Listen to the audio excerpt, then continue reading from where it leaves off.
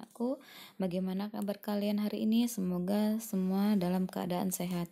Hari ini kita akan lanjutkan materi kita tentang pesawat sederhana. Sebelum kita memulai, ada hal yang kita diskusikan terlebih dahulu. Di sini ada sebuah tabel yang berisikan jenis kegiatan dan alat bantu yang digunakan. Apakah ini memerlukan alat bantu atau akan mudah dilakukan hanya dengan tangan saja? Sekarang kita cek ya. Yang pertama, memotong kertas. Akan lebih mudah ternyata menggunakan alat bantu, yaitu alat memotong kertas. Kemudian menggunting rumput, yang akan kita gunakan adalah gunting rumput. Dan memotong daging. Memotong daging yang akan kita gunakan alat bantunya adalah pisau. Keempat, mencabut paku. Kita akan gunakan adalah catut, dan ketika mengerek bendera, maka kita akan menggunakan alat bantu yang disebut dengan katrol. Oke ya. Alat bantu yang digunakan ini merupakan adalah pesawat sederhana. Berarti apa itu pesawat sederhana? Yaitu alat yang digunakan untuk mempermudah pekerjaan manusia. Pesawat sederhana mempunyai fungsi yaitu melipat gandakan gaya. Nanti akan kita bahas, dan mengubah arah gaya yang kita lakukan. Dan menempuh jarak yang lebih jauh atau memperbesar kecepatan. Ini akan kita bahas dalam yang pertama ada sistem katrol, yang kedua ada roda berporos, ketiga ada bidang miring, dan keempat ada tuas. Ini nanti fungsinya ada di keempat bahasan itu nanti ada. Oke, sekarang kita lanjut. Yang pertama adalah katrol. Katrol ini adalah sebuah roda yang sekelilingnya diberi dengan tali. Ini ada tali ya. Katrol ini digunakan untuk mempermudah pekerjaan manusia. Di sini ada 3 gambar katrol. Yang pertama kita kenal dengan katrol tetap tunggal, yang ini katrol bebas tunggal, dan yang terakhir adalah katrol majemuk, yaitu terdiri dari katrol tetap dan katrol bebas. Sekarang kita lanjut ke katrol tetap. Katrol tetap ini fungsinya adalah merubah arah gaya. Yang pertama ini gerainya ke atas, dan kemudian ini arahnya yang kita gunakan ke bawah.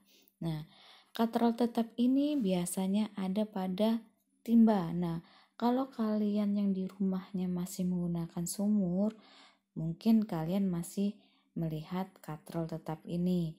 Tetapi jika kalian tidak atau belum pernah melihat, biasanya kita gunakan di tiang bendera.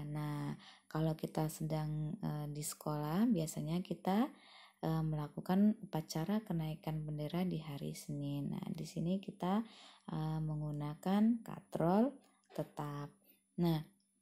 Katrol tetap ini tadi dikatakan tidak menggandakan gaya kuasa, karena di sini hanya merubah arah gaya, maka tidak menggandakan gaya kuasa.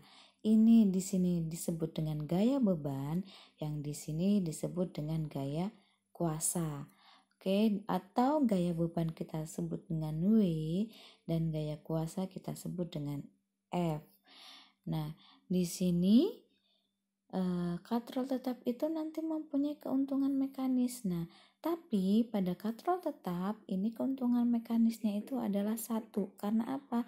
Tadi dikatakan hanya merubah arah gaya, tidak menggandakan gaya, sehingga keuntungan mekanisnya KM-nya adalah 1, di mana rumusnya adalah KM sama dengan W gaya beban dibagi dengan gaya kuasa, dan hasilnya 1.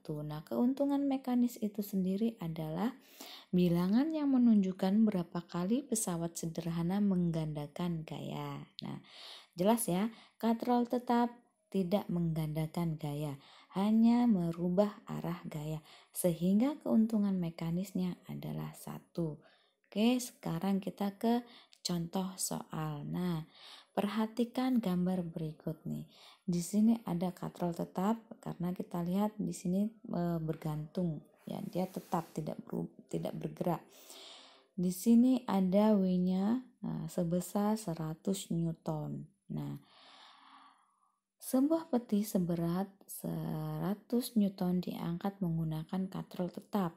Nah, hitung yang A, gaya yang diperlukan untuk mengangkat peti tersebut.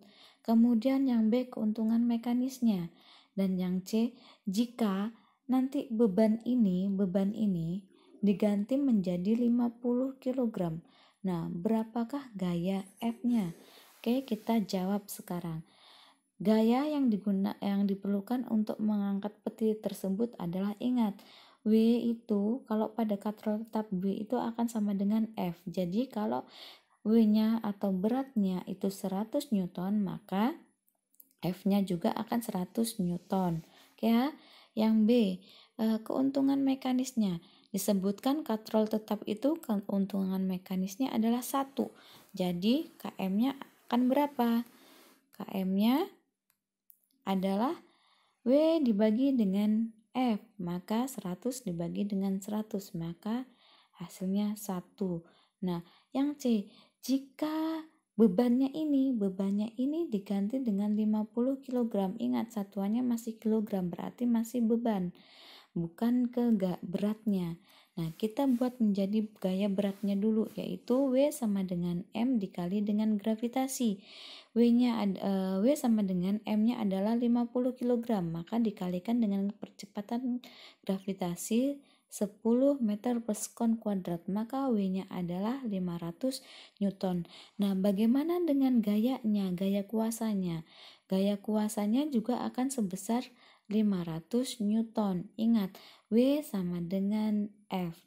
Sekarang kita lanjut ke yang kedua, katrol bebas. Nah, kalau katrol bebas ini ujungnya yang tali satunya ini yang terikat ya nak ya, sehingga katrol nah di sini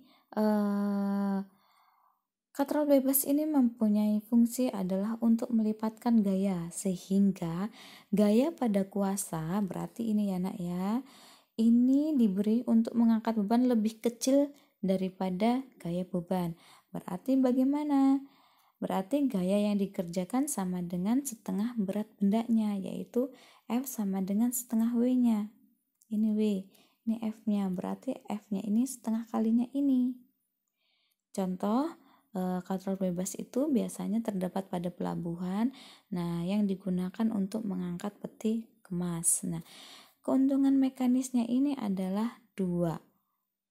Di rumusnya tetap sama, KM sama dengan W dibagi F. Nah, untuk lebih jelasnya kita ke contoh soal. Nah, di sini perhatikan gambar di samping. Jika berat bebannya ini 100 Newton, berapakah gaya kuasa yang dibutuhkan untuk mengangkat ini tersebut? Ingat tadi F sama dengan setengahnya W, berarti berapa? Di sini F yang digunakan adalah 50 Newton, yaitu kita ketahui tadi kita menggunakan keuntungan mekanis pada katrol bebas adalah 2. Nah, KM sama dengan W dibagi dengan F, di mana 2 sama dengan ini 100 Newton dibagi dengan gaya kuasanya. Gaya kuasanya ini adalah F. F sama dengan, kita balik ya nak ya, berarti 100 dibagi dengan 2. F sama dengan 50 Newton. Oke, sekarang kita lanjut ke sistem katrol. Nah, sistem katrol di sini ada katrol majemuk. Nah, di sini ada katrol tetap dan di sini ada katrol bebas. Nah, di sini ya, katrol majemuk itu adalah gabungan dari katrol tetap dan katrol bebas. Nah, sistem katrol ini digunakan untuk mengangkat benda-benda yang mempunyai berat itu sampai dengan ton berton-ton. Oke, kalau ini, nah Katrol ini biasanya digunakan pada industri yang mengangkat benda-benda berat atau digunakan pada derek mobil.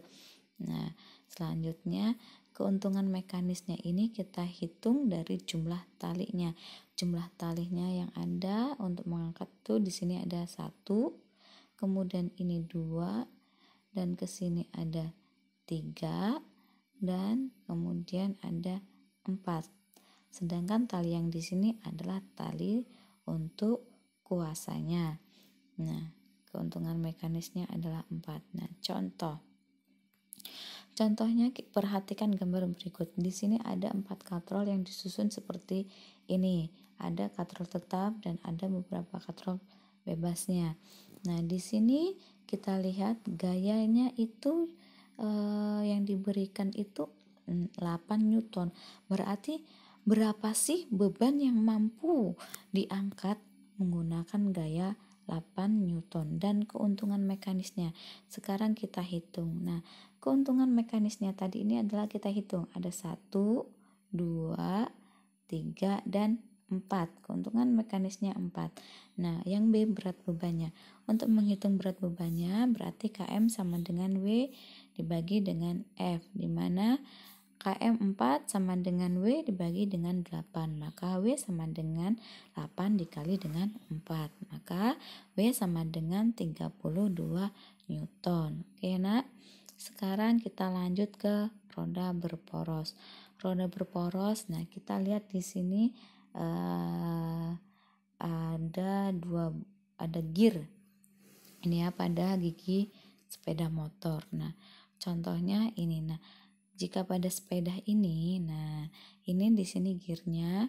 Nah, gear besar ini biasanya adalah gaya kuasa, sedangkan gear kecilnya ini adalah gaya bebannya. Nah, di sini roda gigi, ya kan, ini berfungsi untuk sebagai pusat pengatur gerak roda sepeda yang terhubung langsung dengan roda sepeda. Nah, terhubung langsung dengan roda sepeda. Roda sepedanya itu sendiri berfungsi untuk mempercepat gaya saat melakukan perjalanan. Nah, contoh penerapannya ini pada roda berporos ini terdapat pada sepatu roda, pada mobil, dan pada kursi roda. Oke, untuk hari ini silahkan kalian pelajari lagi, kalian buat catatan tentang roda berporos dan katrol. Kita lanjut lagi untuk minggu depan. Terima kasih. Wassalamualaikum warahmatullahi wabarakatuh.